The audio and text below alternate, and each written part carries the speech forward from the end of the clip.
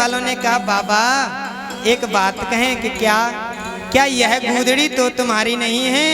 और जैसे ही पुलिस वाले के हाथ में गूदड़ी को देख करके महाराज ने उस गूदड़ी को छुड़ा लिया और कहने लगा यही तो मेरा सब कुछ है। और जैसे ही दौड़ करके छुड़ाया है तो दौड़ करके भागने लगे, झट से छुड़ाया, दौड़ने लगे हैं। पुलिस वाले ने कहा पकड़ो इस बाबा को, झूठी रिपोर्ट लिखाता है। पुलिस वालों ने आज बाबा को पकड़ लिया।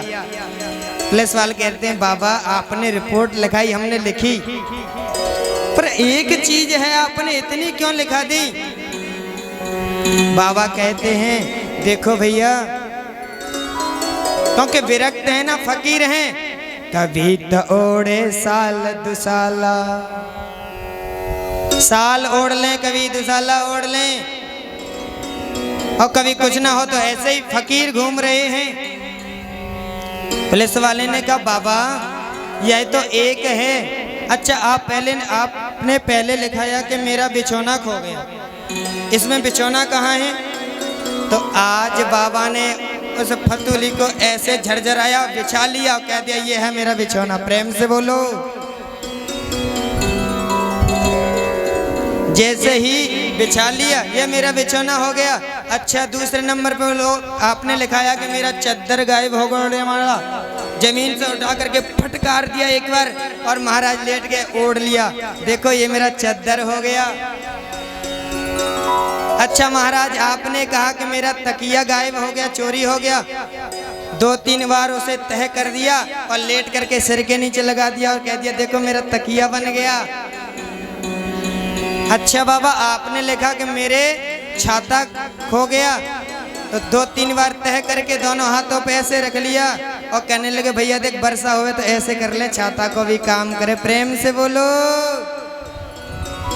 अच्छा आपने लिखाया कपड़े चोरी हो गए, बाबा ने कहा सब कुछ मेरा यही है, उसी को ऐसे फटकार करके ओढ़ लिया है, यही मेरे कपड़े हैं। प्रेम से बोलो।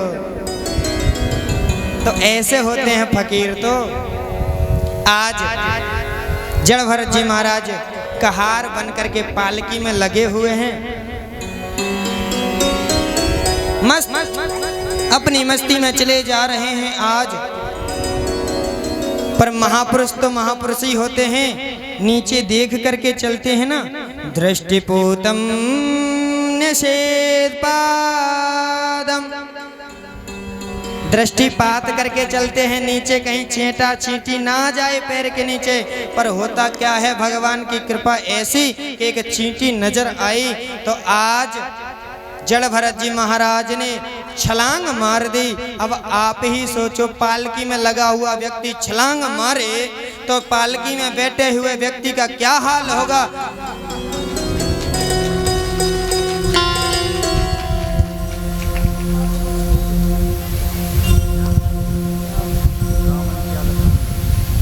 राम हंस यादव कलिंगर के भैया, हमारे इन भैया के दोस्त हैं, इनके लिए बड़े करतल ध्वनि से स्वागत करें आप लोग।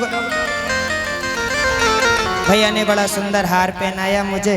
माता रानी इनकी मनोकामनाओं को पूर्ण करती रहे, सदा सदैव के लिए इनके घर में अन्न धन एवं लक्ष्मी माता की कृपा बनी रहे। प्रेम से बोलो राधे राधे।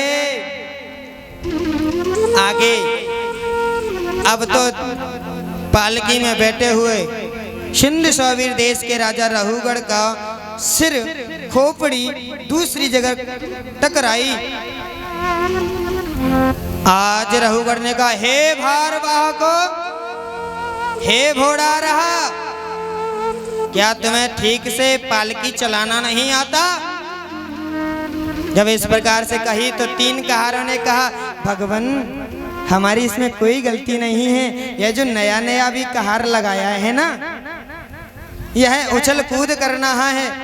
इतनी में दूसरा चींटा आया और छलांग मार दी। फिर से सिंध सौवीर देश के राजा रहुगढ़ का सिर टकराया।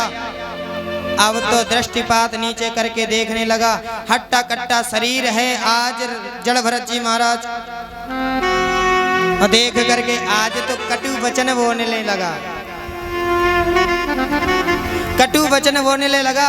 मुझे तो ऐसा लगता है ना जाने ये कितना वजन ढोता होगा। ये देखो कितना पतला है, दुबला है, कितना दुबला पतला है यह। कई वर्षों से भार ढो रहा है, मेरा वजन इसके कंधे पर रख दिया है। पर जड़ भरत जी महाराज सब सुनते हुए चले जा रहे हैं, पर कुछ बोले नहीं। पर ज्यादा बोलने लगा है आज राजा रघुगढ़, तो भगवान जड़ भरत जी महाराज के द्वारा बोले, त्वयोदितं व्यक्तिमभिप्रलब्धम् भरतो समे स्यादद्वीरभारा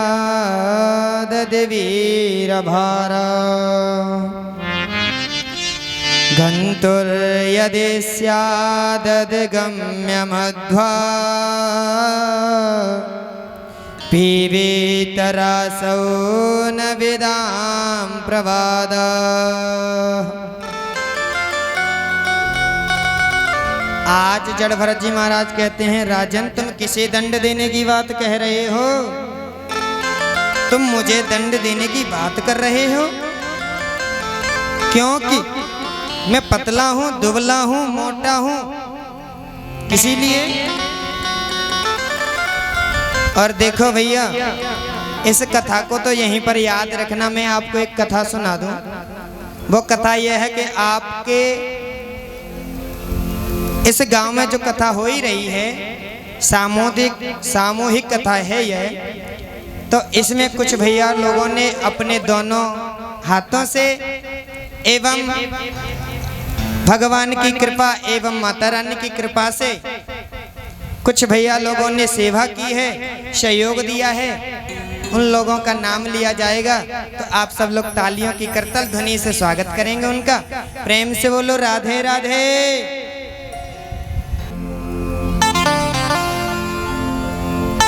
तुलसी पक्षिन के पिए घटे न सरता नीर, और दान दिए धन ना घटे कहे गए दास कबीर। प्रेम से बोलो राधे राधे। दान दोगे तो बढ़ेगा दान। आप कितने हाथों से दान कर सकते हो? आपके पास कितने हाथ हैं? दो।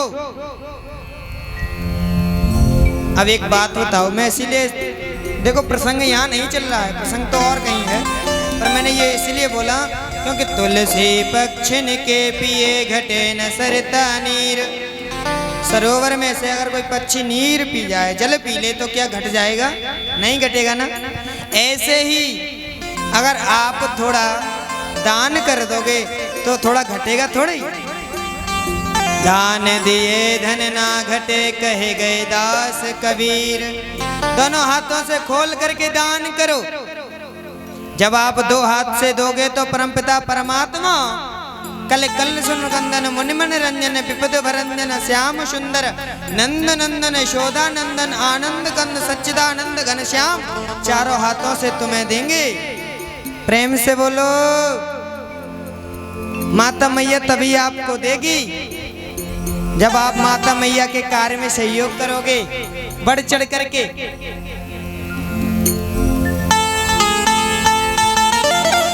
आपको एक कथा यहाँ पे सुना दूं, संवाद को मत भूल जाना रघुगढ़ जी को। आप लोग कैसे कंजूसी करते हो तालियों में, पता है आप लोगों को? कथा समझ में नहीं आती आप लोगों की? आती है तो ताली बजा दो। फिर भी कंजूसी है इतना कहने के बाद। तो मैं आपको एक कथा सुनाता हूँ। फिर भी अगर चिकने गड़े पर घी लगाने के बाद पानी तो टिकता नहीं। अगर तुम्हारे ऊपर टिक जाए तो ठीक है, नहीं टिके तो राधे राधे श्याम। एक सेठ जी थे। कौन थे? सेठ जी। और सेठ जी थे पर कैसे थे? बहुत लोभी थे, कंजूस थे, दान नहीं करते थे। तो उनकी पत्नी ने कहा तुम कभी दान तो करते नहीं हो, तो मेरी इच्छा है रही है कि तुम गंगा स्नान कर आओ। अब गंगा जी ऐसे हों जैसे कहाँ करते शाहीपुरा या बरपुरा। तो भैया सेठ जी ने कहा तुम नहीं मानती हो तो मैं चला जाता हूँ, पर देखो देवी जी मेरे लिए खाना बना देना, बाल भोग बना देना, मैं रास्ते में बाल भोग करूंगा। अब 12 किलोमीटर दूर है गंगा जी, फिर भी बाल भोग बन के जा रहा है। क्यों जा रहा है? क्योंकि पैदल पैदल जाएंगे ना, कंजूस हैं, लोभी हैं। भैया ऑटो में नहीं गए, वो पैदल पैदल गए। गंगा जी के जैसे ही तट पर पहुंचे तो हर घाट पर उन्हें पंडा नजर दिखाई पड़ रहा है। कौन दिखाई पड़ रहे हैं? पंडा। अब तो सोचने लगे अगर स्नान करेंगे तो कुछ न कुछ ने देना पड़ेगा, कुल परंपरा होती है। तो उसने सोचा यहाँ तो सब घाट पर पंडा हैं, पर चलो एक ऐसा घाट है जिस पे पंडा नहीं होंगे। वो कौन सा घाट है? शमशान घाट। आज सेठ जी शमशान घाट पर पहुंच गए हैं, पर भगवान तो भगवान ही है। भगवान प्रतीक्षा ले रहे हैं, देखता तो हूँ इस भक्त को कितना कंजूस है, कितना लोभी है। तो आज पंडा का स्वरूप प्रभु परमपिता परमात्मा बना करके और आज उसी घाट पर आ गए। जैसे ही आज सेठ जी ने डुबकी लगा करके ऊपर आए और आज सेठ जी ने देखा कि आज पंडा साहब खड़े हुए हैं। अब तो चक्कर में फंस गया। इसी आफत से बच करके तो इस घाट पर के आए थे, पर यहाँ भी इन्होंने पता लगा लिया तो इस घाट को भी नहीं छोड़ा। आ जाओ यजमान साहब, आ जाओ यजमान जी, बाहर आ जाओ, संकल्प होगा, आपने गंगा स्नान किया है। देखो भैया बाहर नहीं आ रहे सेठ जी, देखो भैया मेरे पास कुछ नहीं है, मैं कुछ नहीं दूंगा तुम्हें। लोभी है ना, पर भगवान तो भगवान। भगवान ने कहा कोई बात नहीं। अच्छा तुम लाना भूल गए होंगे? हाँ मैं लाना भूल गया हूँ, इसीलिए दे नहीं सकता। भगवान ने कहा तो कोई बात नहीं, आषाढ़ में दे दियो, मैं तुम्हें नहीं दूंगा। ऐसा करो ज्यादा में ना कम में निपट जाएंगे, अब ही दे दियो तुम, मैं 1 रुपए नहीं देने वाला। भगवान ने कहा देख भैया पंडा बने हैं ना भगवान, हम तो को बिना लिए बिना जाने नहीं देंगे, कुछ ना कुछ तो लेंगे। एक काम करो तुम ज्यादा नहीं 1 धेला दे दो। क्या मांगा भगवान ने? 1 धेला दे दो। सेठ जी ने सोचा, भगवान ने कहा कोई बात नहीं, अभी नहीं है ना तो हम घर पर आ जाएंगे, घर पर लेने 1 धेला। सेठ जी बड़े चतुर सोच रहे हैं 1 धेला लेने घर थोड़ी आएंगे, इतना तो किराया ही फूंक लेंगे ये अपनों। अच्छा 1 धेला को आज संकल्प है गयो है। सेठ जी पैदल ही घर पर आ गए और सेठ जी का जैसे ही घर में घुसना हुआ है, भगवान गेट पर का सांकर खटखटा दी है आकर के। अरे सेठ जी हैं क्या? अब सेठानी तो सेठानी ने कहा जी कौन? अरे हरिद्वार से हम गंगा के तट पर रहते हैं, घाट से आए हैं पंडा साहब, सेठ जी संकल्प करके आए हैं 1 धेला का, तो 1 धेला लेने आए हैं। जैसे ही 1 धेले की बात कहा, सेठानी ने जाकर के सेठ जी को बताया। अरे सुनते हो, एक पंडित जी आए हैं, वह अपना 1 धेला मांग रहे हैं, आप संकल्प करके आए थे क्या? सेठ जी ने कहा ओहो, इसने यहाँ भी पीछा नहीं छोड़ा। सेठ जी ने कहा देखो उनसे ये कह देना थोड़ी तबीयत ढीली है, शरीर अस्वस्थ है। ठीक है। सेठानी ने आज आकर के कहा पंडित जी कुछ दिनों बाद आ जाना, अभी सेठ जी की तबीयत थोड़ी ढीली है, अस्वस्थ हैं। भगवान ने कहा अच्छा, हमारे भक्त की, हमारे यजमान की तबीयत खराब है, अब तो हम बिना देखे नहीं जाएंगे। सेठानी ने आकर के सेठ जी को कहा, अरे सुनते हो, वह पंडित जी तो ऐसे कह रहे हैं देखे बिना नहीं जाएंगे। एक धेला के लिए आज भगवान खड़े हैं, देखता हूं किस हद तक जाएगा ये।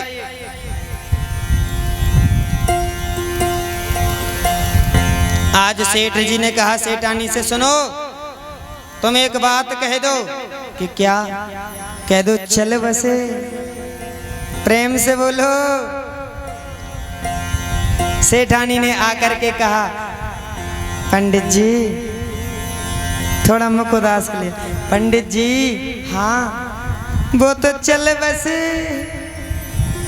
और जैसे ही कहा चल बसे, अब तो भगवान ने स्वयं कहा, ओहो हमारे भक्त, हमारे यजमान चल बसे, अब तो अंतिम संस्कार करके ही जाएंगे। प्रेम से बोलो,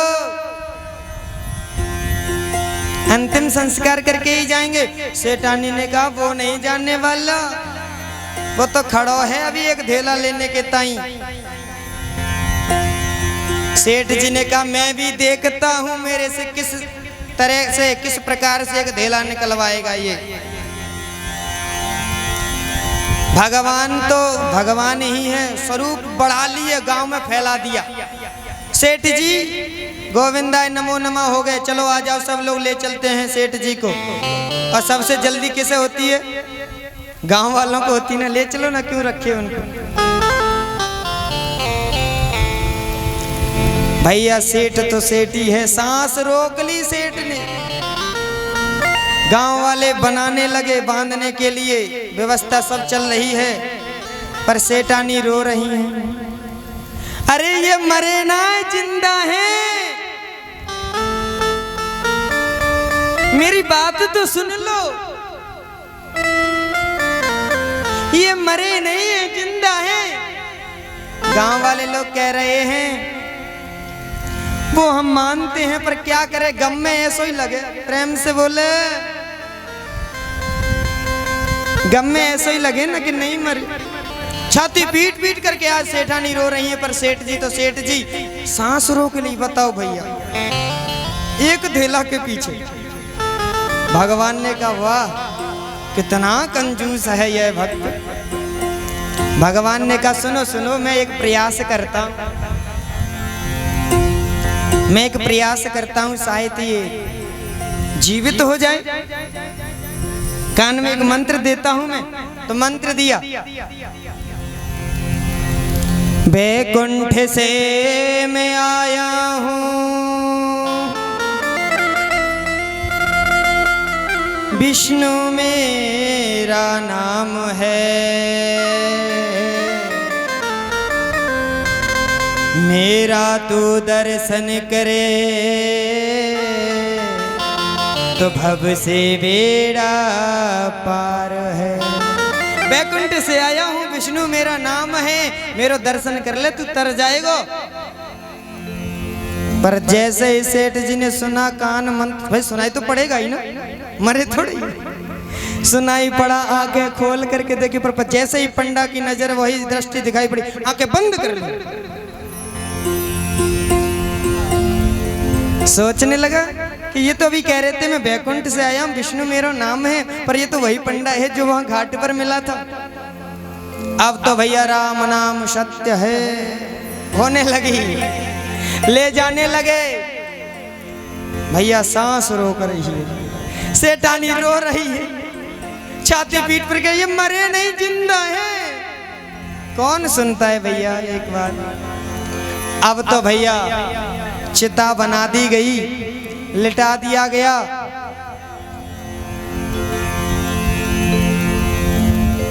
चिता बना दी गई, लिटा दिया गया है। और जैसे ही अग्नि लगाना चाहता है पुत्र, भगवान ने कहा ठहरो, एक मंत्र और कह लेने दो कान में। वैकुंठ से मैं आयो हूँ, कृष्णा मेरो नाम।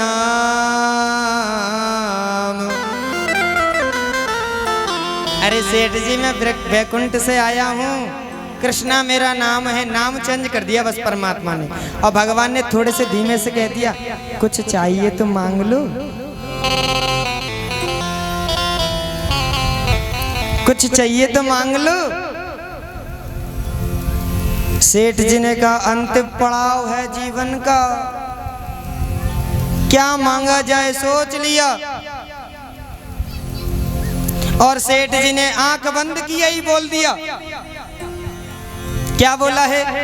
देनो हो तो दीजियो मोहे। अगर तुम्हारे देने का ज्यादा ही मन हो रहा है, अगर देना ही चाहते हो तो मुझे एक ही चीज दे दो। क्या? आंखें खोलनी है जब भगवान ने ये कहा। क्या? कि धेला दी जो छोड़। प्रेम से बोलो, तुम्हारा मन है रहे हो देवी के ताई तो मेरो एक धेला है ना, बाकू छोड़ दे। भगवान ने कहा धेला दीनो तो ऐसे कंजूस सेठ जी थे। प्रेम से बोलो। और पर आप लोग तो देखो कितना बढ़ चढ़ करके भाग ले रहे हो। कितने नाम अभी आपने सुने, पर मैंने तो ये आपको दृष्टांत पैसे के ऊपर थोड़ी सुनाया, तालियों के ऊपर सुनाया। आप तालियां कंजूसी में करते हैं, क्या दाम लग रहा है?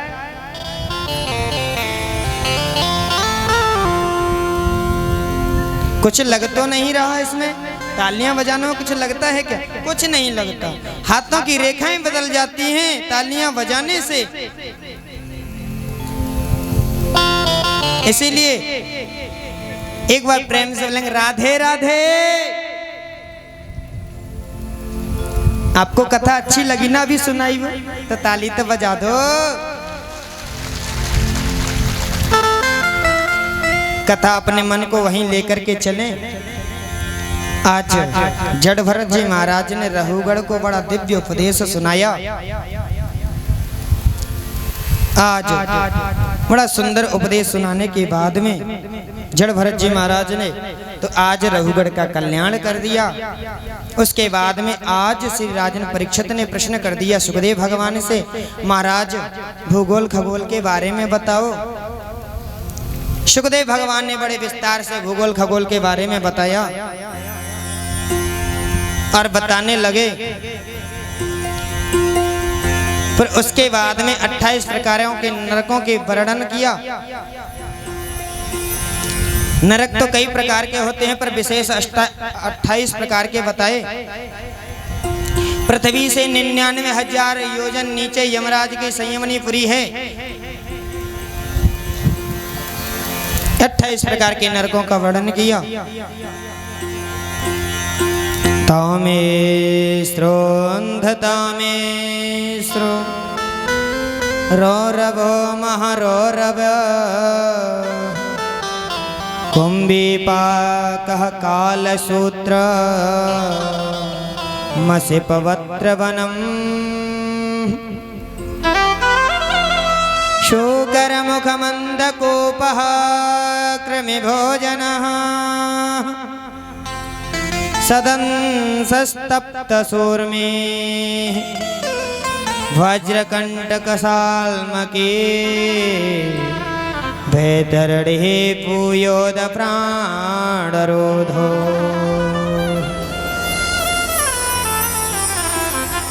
कितने प्रकार के नरक बताए? 28 प्रकार के।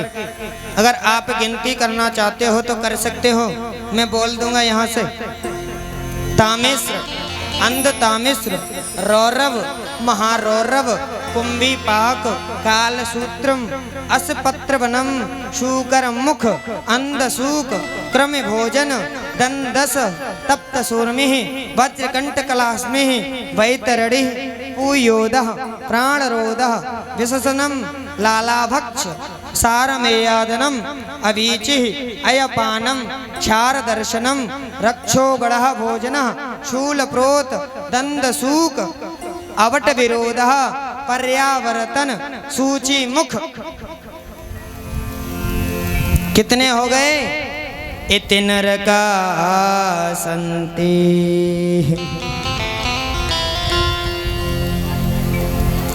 किस नरक में व्यक्ति को जानने के बाद में क्या यातना मिलती है, उसके बारे में आज श्री सुखदेव जी महाराज कहते हैं। राजन,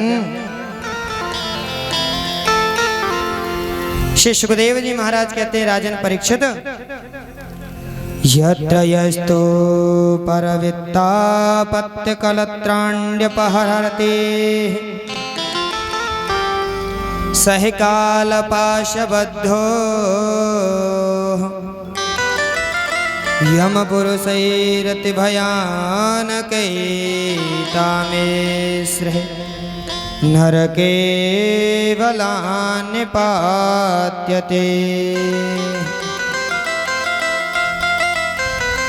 जो प्राणी पर संपदा का हरण कर लेता है, किसी के बालक को हरण कर लेता है, किसी की भूमि को हरण कर लेता है,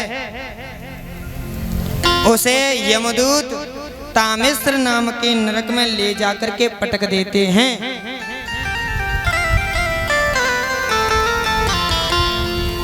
तामिश्र नाम के नरक में ले जाकर के पटक देते हैं। उसमें उस व्यक्ति को क्या यातना दी जाती है? ताम्र के समान तपी हुई वह भूमि लाल पड़ रही है, उस पर उसे छोड़ दिया जाता है।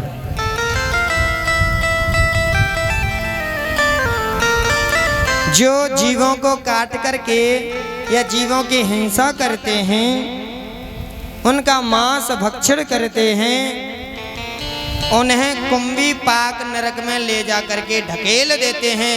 और कुंभी पाक नरक में बड़े बड़े कढ़ाई होती हैं, ऐसी खोलता हुआ उसमें तेल है, उबल रहा है, उसी में छोड़ दिया जाता है।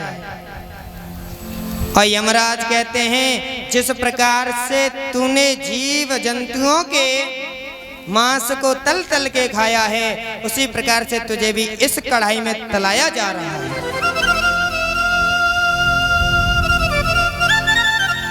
जो घर में आए हुए अतिथियों को क्रोध की निगाह से देखता है, उस व्यक्ति को वज्रतुंड नामक नरक में भेज दिया जाता है।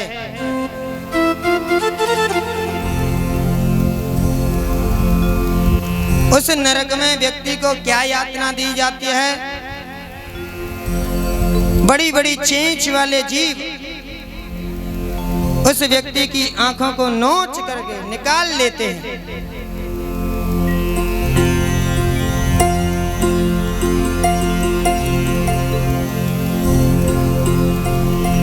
अब तो महाराज परीक्षित के रोंगटे खड़े हो गए।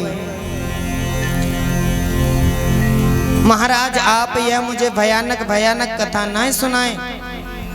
सुखदेव भगवान कहते हैं, राजन परीक्षित, घबराने की आवश्यकता नहीं है।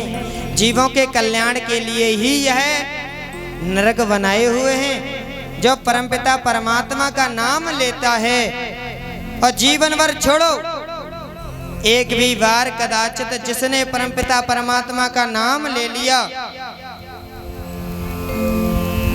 तो उसे भगवान स्वयं अपने धाम बुला लेते हैं। एक बार मैं तो ये कहता हूँ, आपसे 24 घंटे भजन नहीं होता तो 24 मिनट कर लो, 24 मिनट नहीं होता तो 24 सेकंड कर लो, पर जब करो तो कैसी भक्ति होनी चाहिए? हे हरि, मैं जैसो तैसो तेरो। पर आजकल देखा होगा ना, माताओं की भक्ति कैसी है? माताओं की भक्ति कैसी है? माताओं की भक्ति हाथ में झोले माला लगी हुई है, जप कर रही हैं,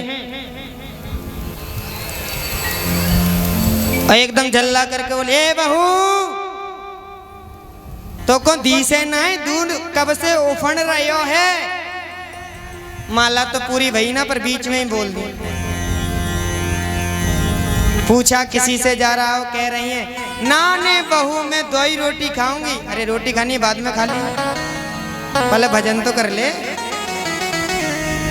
पर भजन नहीं तो क्या परमपिता परमात्मा का जिसने एक बार नाम लिया हो उसका कल्याण हुआ, ऐसा कभी हुआ है क्या? एक बार की बात है, एक व्यक्ति भगवान का नाम नहीं लेता था, बस खाना बहुत खाता था। घर वालों ने कहा खाना बहुत खाता है, इसीलिए इसे किसी आश्रम में छोड़ दो।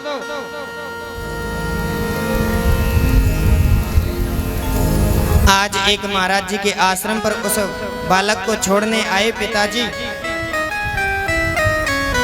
महाराज जी ने कहा आप इस बालक को यहाँ क्यों छोड़ने आए हो? तो बालक के पिता ने कहा कि बहुत खाता है।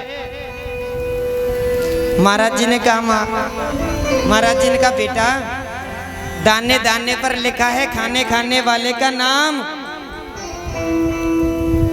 तो उस बालक के पिता ने क्या कहा, महात्मा जी दाने दाने पर लिखा होता है खाने वाले का नाम, वो तो ठीक है, पर इसका दाने दाने पर नहीं, इसका तो बोरे बोरे पर लिखा है खाने वाले का नाम। प्रेम से बोलो, ये दाना खाता कहाँ, ये तो पूरी ऐसा नापे। महाराज जी हमारे साथ गुरुकुल में एक भैया पढ़े छतरपुर को, अब तो बिछुड़ चुके हम लोग, पहले पढ़ते थे तो याददाश्त है वो। तो उस हमको पहले खाना मिलता था तो गिनती से रोटी मिलती थी। पहले दिन लिखी थी हमारी छात्रावास में कि 4 खाओगे, 3 खाओगे, 5 खाओगे, तो उतनी रोटी बनती थी सब विद्यार्थियों के लिए, क्योंकि अन्न बचेगा नहीं, अगर बचेगा तो फेंकेगा, फिर कहाँ जाएगा? क्योंकि अन्न का कड़ और संतों का छड़ कभी व्यर्थ नहीं जाना चाहिए। तो हमसे हमारी लाइन पंगत में, हमारा क्लासमेट ही था, तो पंगत में बैठता था। हमारे गुरुकुल में खाने की भी एक परंपरा थी कि निर्वस्त्र होकर के हमें खाना खिलाया जाता था, चाहे सर्दी हो चाहे गर्मी, कितनी भी ठंडी पड़ रही हो, कितनी भी सर्दी हो, निर्वस्त्र होकर के ही हम खाना खाते थे। तो भैया को पूछा जाता था कितनी रख दूं? भैया ऐसे करके बिलंदा खड़ो कर दे, जब तक ऐसा है जाना बरोबर तब रुक जाइए। प्रेम से बोलो राधे राधे। ऐसे खड़ा कर दे कि जब तक बरोबर आ जाए ना तब मान जाइयो, नहीं रखता जा। तो गुरुजी भी कहते थे भैया अपनी रोटी लिखा ले। गुरुजी 4 की जगह 6 डंडा दे लियो, पर ऐसे ही चलन दे।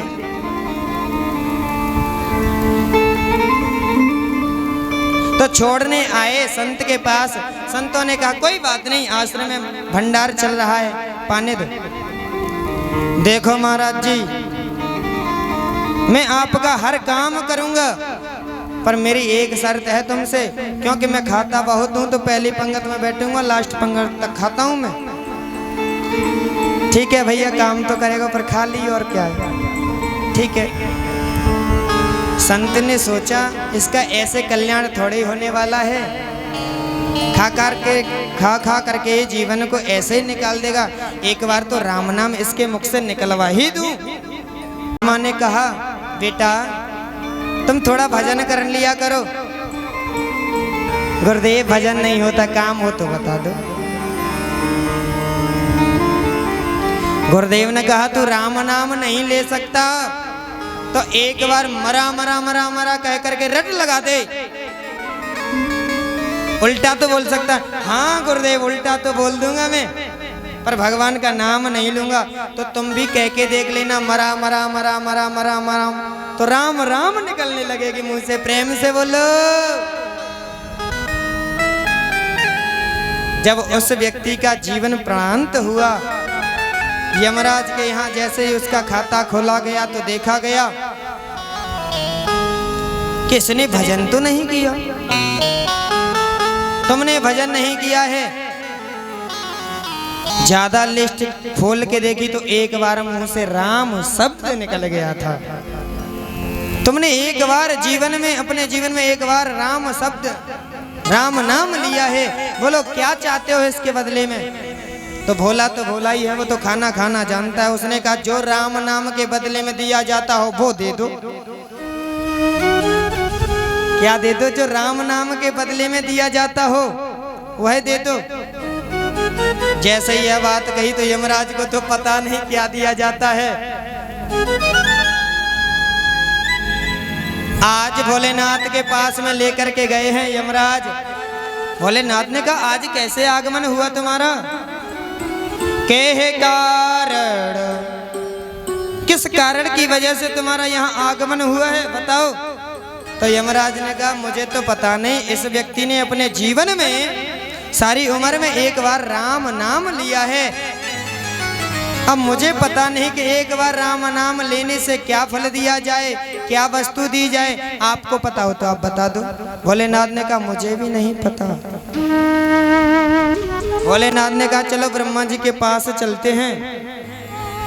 ब्रह्मा जी के पास जैसे ही आज यमराज और भोलेनाथ पहुंचे, ब्रह्मा जी ने कहा किस लिए आए हो। ब्रह्मा जी ने कहा इस भोलेनाथ ने कहा इस व्यक्ति ने अपने पूरे जीवन में एक बार राम नाम लिया है, बोलो इसे क्या देना चाहिए। ब्रह्मा जी ने कहा मुझे भी नहीं पता, प्रेम से बोलो। आज ब्रह्मा जी, भोलेनाथ भगवान और यमराज और उस व्यक्ति को लेकर के आज पहुंच गए हैं क्षीर सागर लक्ष्मी नारायण भगवान के पास। भगवान ने देखा आज तीनों, यमराज भी है, भोलेनाथ भी हैं, ब्रह्मा जी हैं, किस कारण से आए हो। प्रभु इस व्यक्ति ने जीवन भर कभी तुम्हारा नाम नहीं लिया, एक बार नाम लिया है, बोलो इसे क्या दे दे हम। भगवान ने कहा तुम तो बिल्कुल मूर्ख हो। अरे जो व्यक्ति एक बार नाम ले ले उसको इससे बड़ा क्या सौभाग्य मिलेगा। आज वह मेरा दर्शन कर रहा है, ब्रह्मा जी का कर रहा है, शंकर का कर रहा है, ब्रह्मा विष्णु महेश तीनों के दर्शन एक बार राम नाम लेने से मिल जाते हैं। प्रेम से बोलो, ताली तो बजाई दो। तो एक बार राम नाम लिया तो ब्रह्मा विष्णु महेश के दर्शन करने को मिल गए। और आप लोगों के मुख से तो न जाने कितनी बार मैंने राम राम राधे राधे सीताराम कितनी बार मुंह से निकलवाया है। इसीलिए भजन करना चाहिए जिंदगी में। हो ना राम नाम लीनो, ना राम नाम लीनो, तेने भरी जबानी में हो तू डूब के मर जा रे चुल्लू भर पानी में।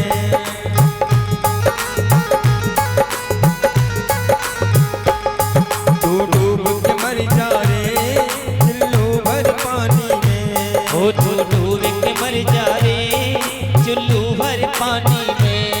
ना राम नाम लीनो, ना राम नाम लीनो, तन भरी जवानी में तू डूब के मर जा रे चुल्लू भर पानी में। हो तू डूब के मर जा रे चुल्लू भर पानी में।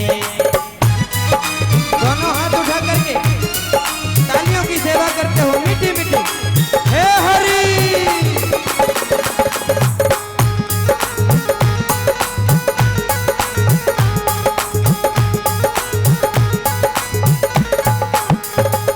कहलायो माटी में मिल जाएगो माटी में। कहलायो माटी में मिल जाएगो माटी में। कहलायो माटी में मिल जाएगो माटी में। एक दिन काया तेरी मिल जाएगी काठी में। एक दिन काया तेरी कस जाएगी काठी में। पानी को बबूला है, पानी को बबूला है, मिल जाएगो पानी में। तू डूब के मर जा रे चुल्लू भर पानी में। तू डूब के मर जा रे चुल्लू भर पानी में। दोनों हाथ की ताली बजाते हुए जय।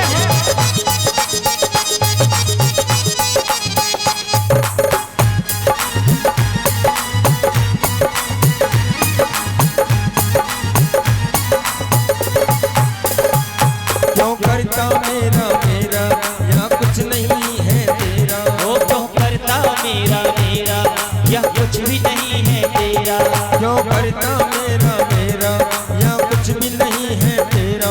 क्यों करता मेरा मेरा यह कुछ भी नहीं है तेरा। एक दिन होगा भैया मरघट में तेरा डेरा। हो एक दिन होगा भैया मरघट में तेरा डेरा। कुछ कमा के ले जा रे कुछ कमा के ले जा रे तेरी जिंदगानी में।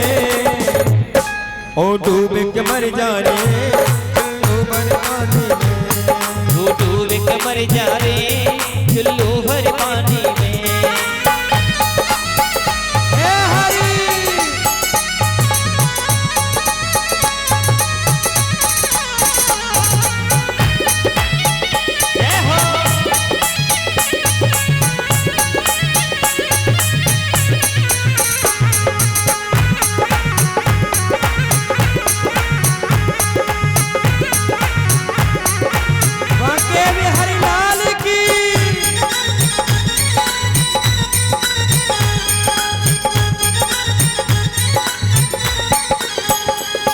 तू डूब के मर जा रे चुल्लू भर पानी में। ओ तू डूब के मर जा रे चुल्लू भर पानी में। तू डूब के मर जा रे चुल्लू भर पानी में। तू डूब के मर जा रे चुल्लू भर पानी में। दोनों हाथ उठा करके दोनों हाथ उठा करके तालियों की सेवा करते।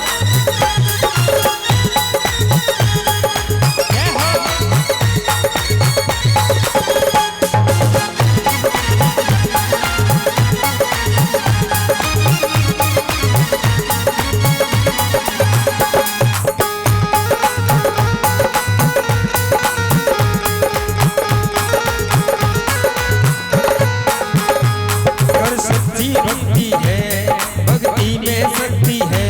ओ कर सच्ची भक्ति है भक्ति में शक्ति है। कर सच्ची भक्ति है भक्ति में शक्ति है।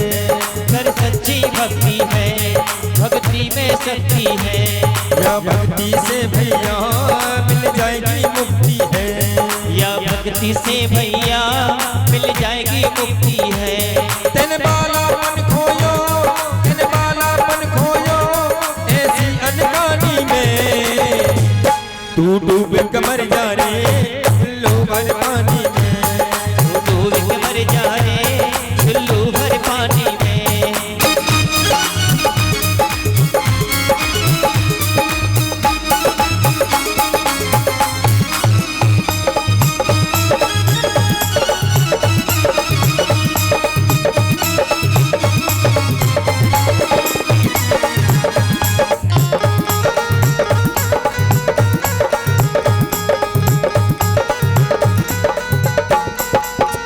तू डूब के मर जा रे चुल्लू भर पानी में।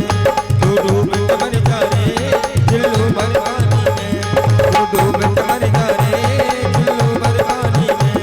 तू डूब के मर जा रे चुल्लू भर पानी में।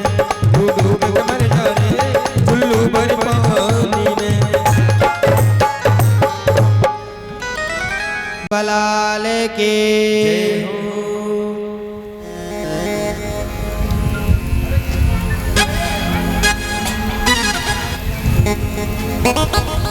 आज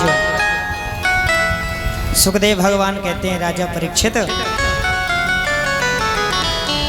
एक ऐसा व्यक्ति जिसने अपने जीवन में बड़ा दुष्ट पर पहले तो भगवान का भक्त था, विद्वान था,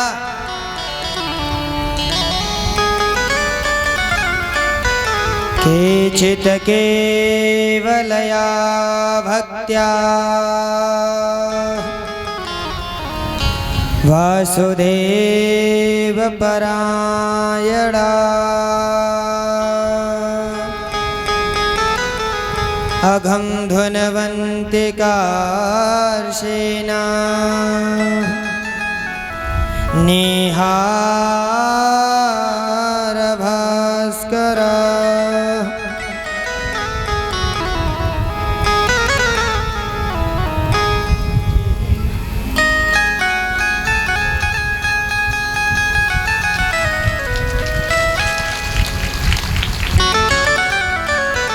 यह हमारे बड़े भैया हैं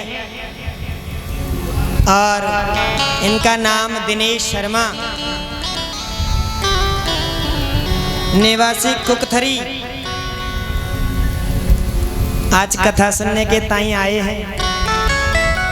और आप लोगों के खुश की बात है, कथा सुन के जा रहे हैं और कह के भी जा रहे हैं कि महाराज जल्दी से बुलाएंगे। प्रेम से बोलो। भैया के यहाँ भी कथा होगी, आप सब लोग भी उसमें आमंत्रित हैं। प्रेम से बोलो।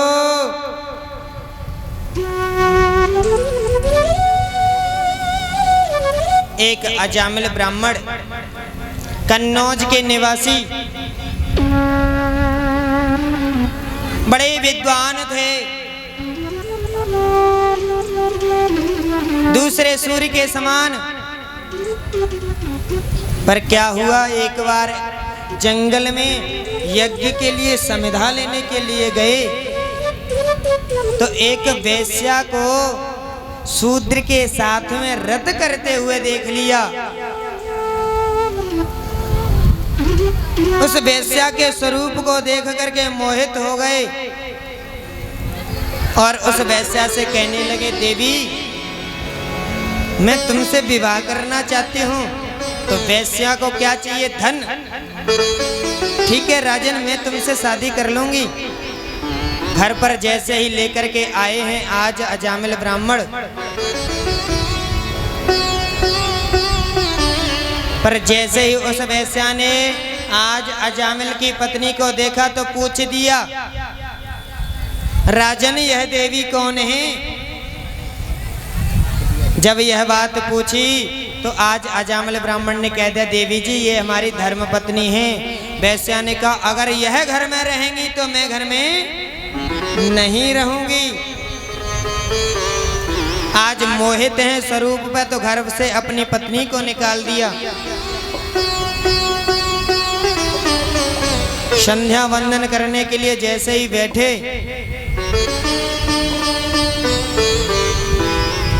जैसे ही संध्या वंदन के लिए आज बैठे हैं अजामिल ब्राह्मण, वेश्या ने देखा तो हाथ पकड़ करके खड़ा कर दिया। क्या तुम ये क्या कर रहे हो? अजामिल ब्राह्मण ने कहा, मैं भजन कर रहा हूँ। भजन करने से जीवन यापन नहीं होता, मुझे धन चाहिए, धन ला करके दो। उस वेश्या की इतनी डिमांड बढ़ती चली गई कि आज वह अजामिल ब्राह्मण धीमे धीमे चोर बने या चोर से आज बड़ी बड़ी डकैतियां डालना प्रारंभ कर दिया है। पर एक दिन क्या हुआ, भगवान की कृपा से साधु मंडल आज अजामिल के कन्नौज से निकल ही रहे थे तो रात्रि हुई। संतों ने सोचा यहीं आज विश्राम किया जाए। तो संतों ने गांव में पूछा, यहाँ भक्त कौन है भगवान का? हास्य परिहास करने के लिए गांव वालों ने बता दिया, अजामिल के यहाँ चले जाओ, अनन्य भक्त है भगवान का वह अजामिल। आज ऋषि मुनि जैसे ही आए हैं, गेट को खटखटाया है, वह वेश्या निकल करके आई। साधुओं ने कहा, देवी हम आज यहीं ठहरेंगे, हमारे भोजन पाने की व्यवस्था करो। वेश्या ने कहा, प्रभु मैं एक वेश्या हूँ, मेरे हाथ से आप भोजन नहीं करोगे, इसलिए मैं सूखा भोजन आपको दे सकती हूँ। ठीक है देवी जी, सूखा भोजन दे दो। आटा दे दी, दाल दे दिया। और संतों ने एक वृक्ष के नीचे बैठ करके भोजन पकाया पाया। और रात्रि में जैसे ही आज अजामिल डकैती डार करके आ रहा है तो रास्ता साफ हो जाता है। नाम पड़ गया है अजामिल डाकू, और अजामिल डाकू के नाम से प्रसिद्ध हो गए। जिस गली से, जिस मोहल्ले से आज अजामिल निकल जाता है, घोड़े पे सवार होकर के गेट बंद कर लेते हैं, खिड़कियां लगा लेते हैं। सब लोग डर है, भय है अजामिल का।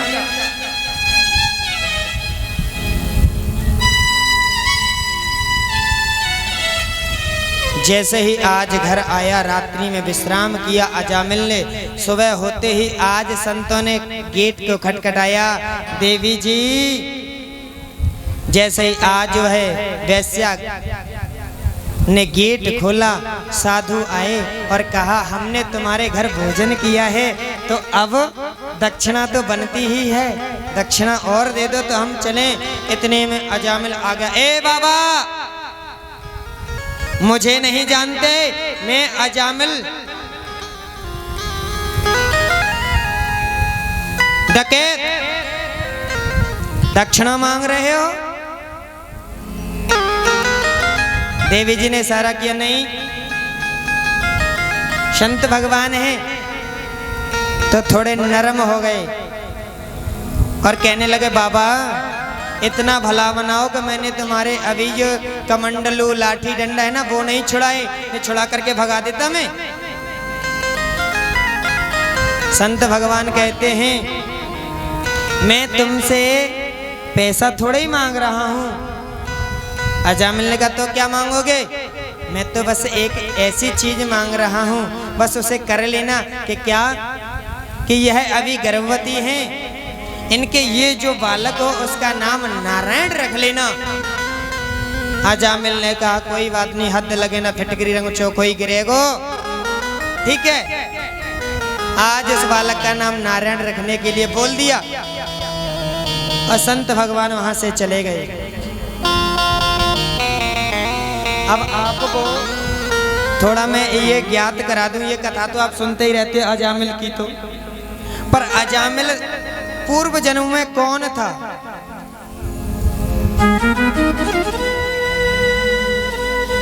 पूर्व जन्म के कौन थे?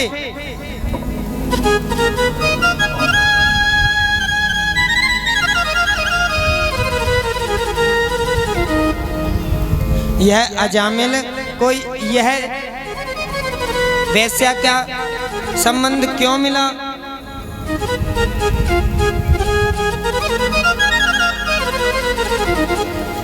यह जंगल में पराशर ऋषि और सत्यवती के संभोग को देख करके हंसने लगे।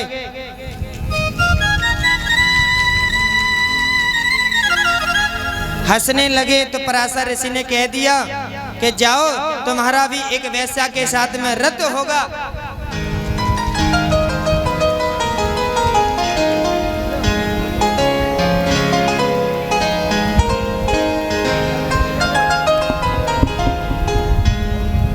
बोली व्यास जी महाराज की जय।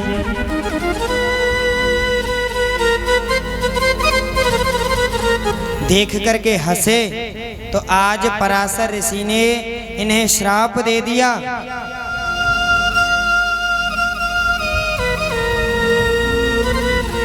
और पराशर ऋषि से अनुनय विनय किया तो आज यह अजामिल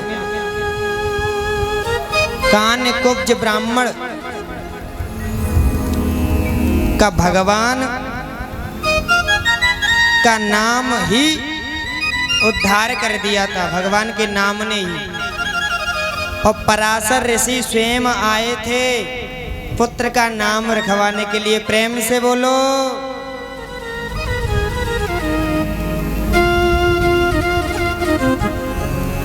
बड़ा दुष्ट है अजामिल। पर एक बार क्या हुआ, देखो भैया, एक बात और है, अगर माँ बाप को प्रेम होवे तो या तो बड़े छोरा से होवे या सबसे छोटे छोरा को होवे, बीच के तो बीच में ही रह जावे। प्रेम से बोलो। तो आज बालक का जन्म हुआ है तो नारायण नारायण होने लगी है। हर बात पर बेटा नारायण इधर आओ, बेटा नारायण इधर आओ, नारायण नारायण होने लगी। पर आज यमराज के भेजे हुए 4 काले कलूटे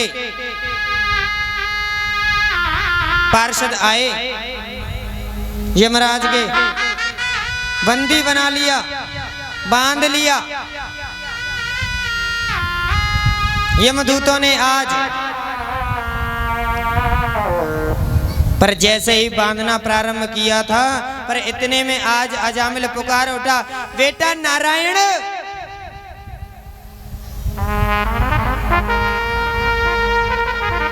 बेटा नारायण बचाओ।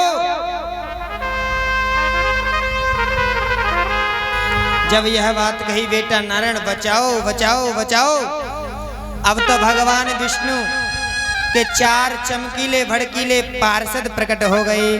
प्रेम से बोलो राधे राधे।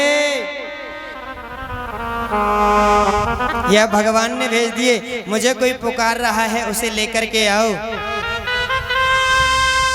पर भगवान के पार्षदों से पहुंचने से पहले तो यमदूत पहुंच गए हैं ना। भगवान के पार्षदों ने आज यमदूतों की जम करके पिटाई लगाई। तुम कौन हो? यमदूतों ने कहा, तुम कौन हो? यमराज के दूत कह रहे हैं, हम यमराज के दूत हैं और पापियों को लेने के लिए हम आ जाते हैं, इसीलिए हम इस दुष्ट को लेने के लिए आए हैं। भगवान के पार्षदों ने कहा, यह पापी नहीं है, हम विष्णु भगवान के पार्षद हैं। यह तो देखा नहीं तुम्हारे सामने नारायण नारायण नारायण नारायण की रट लगाए हुए हैं और तुम इसे बांध रही हो। जब यह बात कही तो यमदूतों ने कहा, पागल किसी और को बनाना, यह तुम्हारे परमपिता परमात्मा का नाम थोड़ी नारायण ले रहा है, यह तो अपने पुत्र का नाम नारायण ले रहा है। भगवान के पार्षदों ने कहा, अच्छा यह अपने पुत्र का नाम नारायण ले रहा है, एक बात मुझे तुम बताओ कि क्या पहले इसका पुत्र हुआ कि भगवान हुए?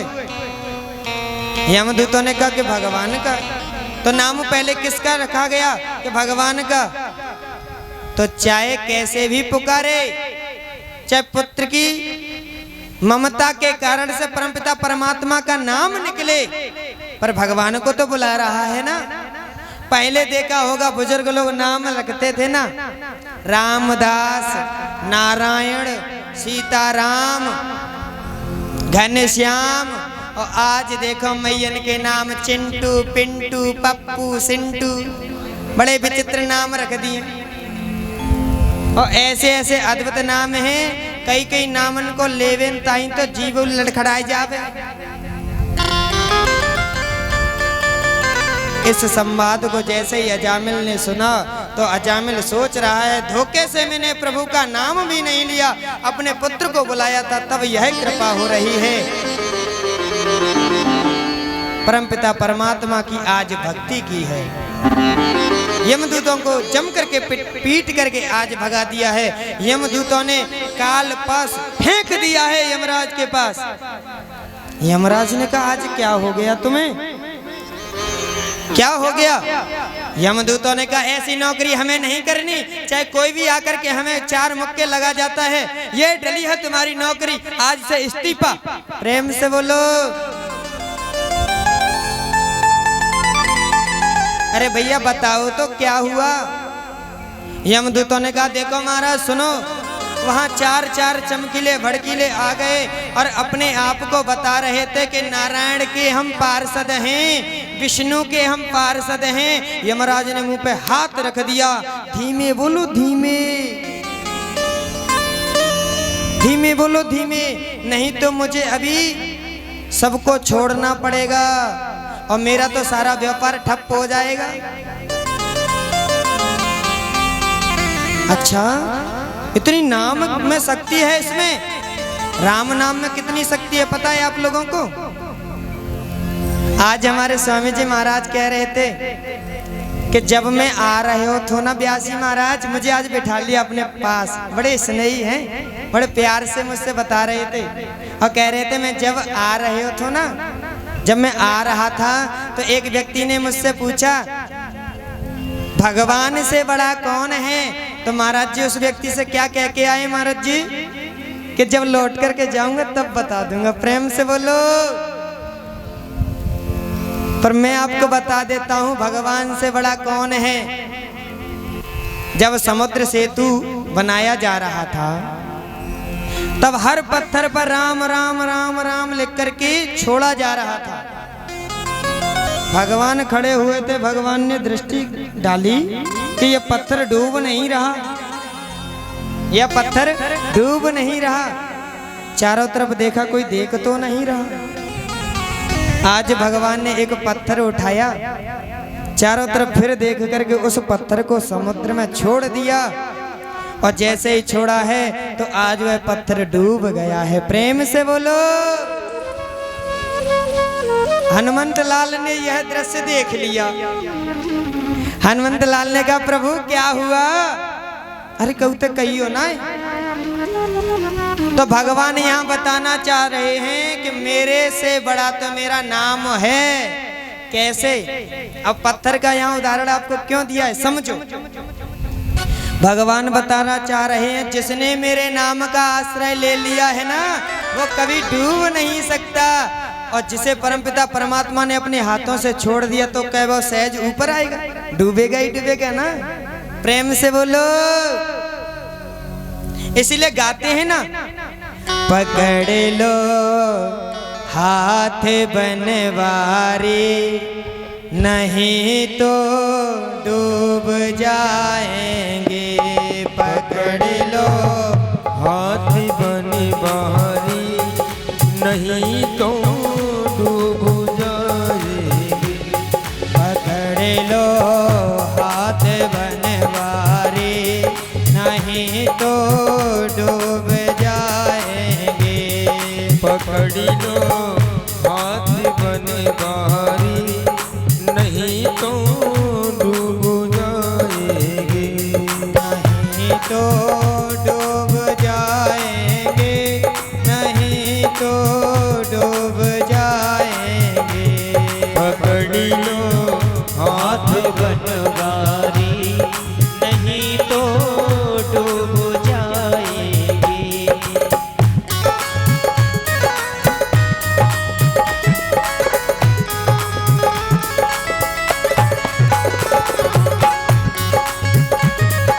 दोनों हाथों को उठा करके, दोनों हाथों को बजाइए, तालियों की सेवा करते। हे हरि।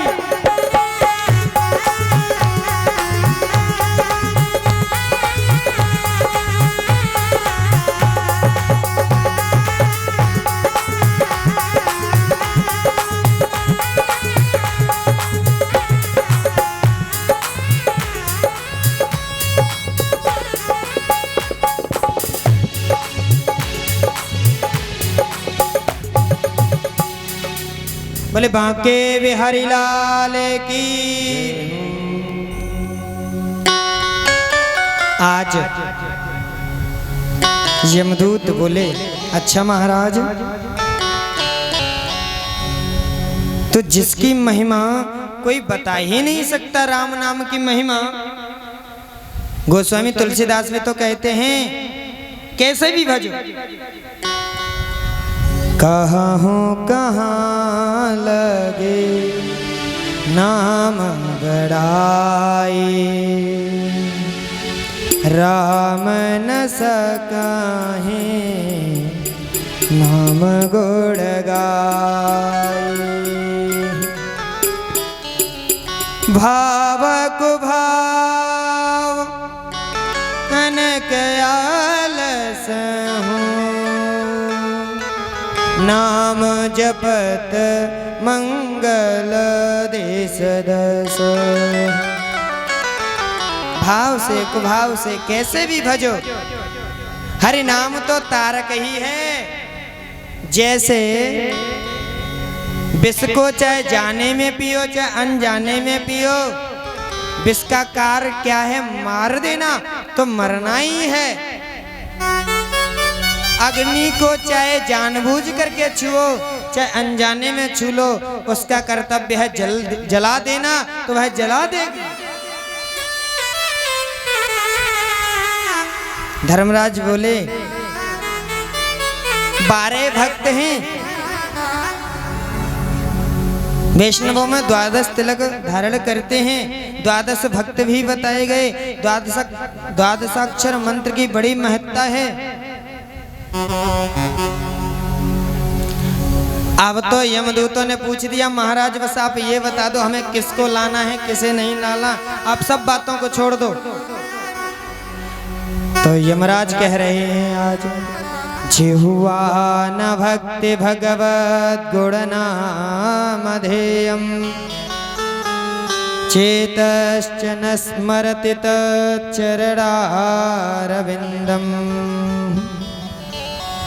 कृष्णाय नो नमति यच्छरदा कदापि तानानयध्वमसतो कृतवेष्णुकृत्यान्। यमराज कह रहे हैं जिह्वा न भक्ति भगवत गुणनाम देह, जिस व्यक्ति की जीव से मेरे नाम का गुणानुवादन न करे उसे लाओ। चेतश्चन्न स्मरति तच्चरणारविंदम, जिसका सिर मेरे चरणों में न झुके उसे लाओ।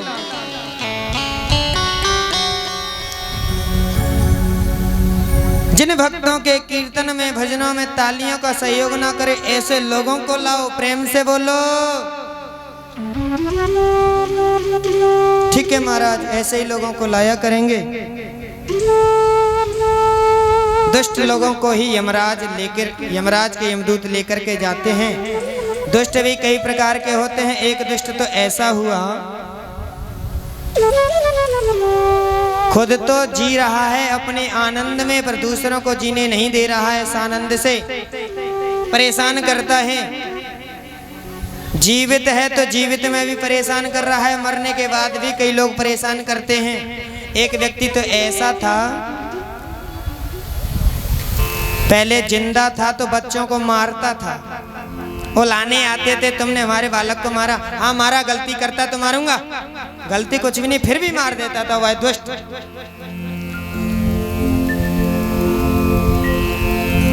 बालकों को कुआं में फेंक देता। पर एक दिन क्या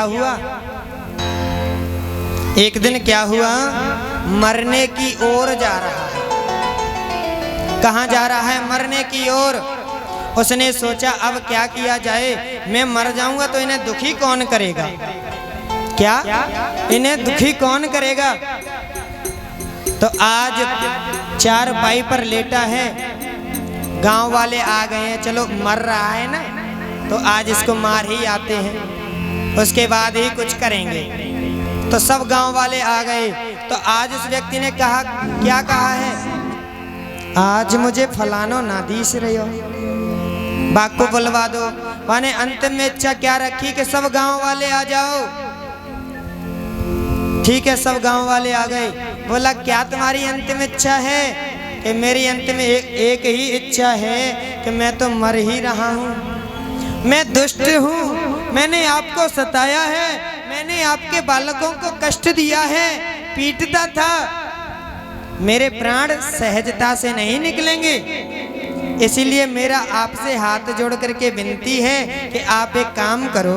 गांव वालों ने सोचा भैया दुष्ट है पर आज बड़ी विनती कर रहा है। बोलो बाबा क्या विनती है? कि एक काम करो, मैं साधारण मौत से नहीं मरूंगा, क्यों दुष्ट हूं ना। तो क्या करें? एक काम करो, एक खूंटा बना लाओ। क्या? एक खूंटा बना लाओ और खूंटा बनाए के सब लोग हाथ लगा लीनियो और मेरी छाती पे ठोक दे।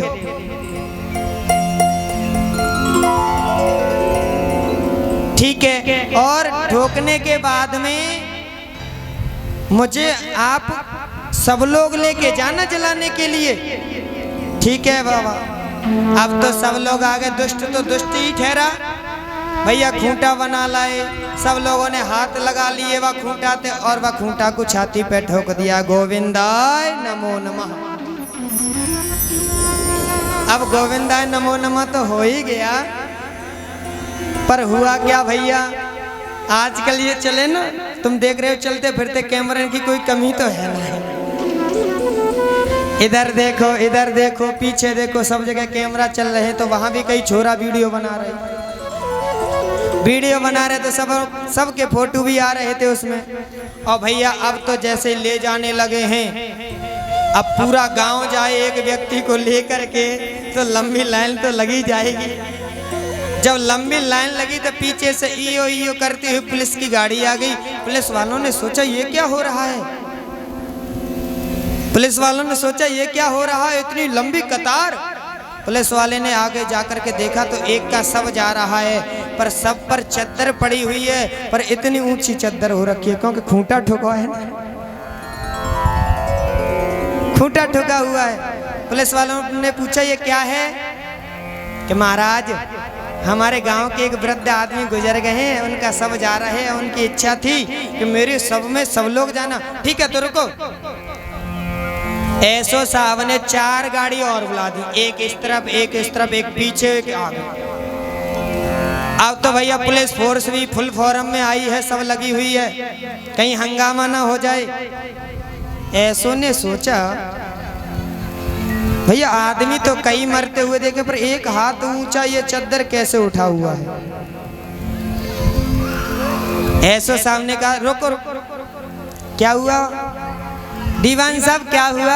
अरे ऐसे नीचे उतारो, क्या हो गया है?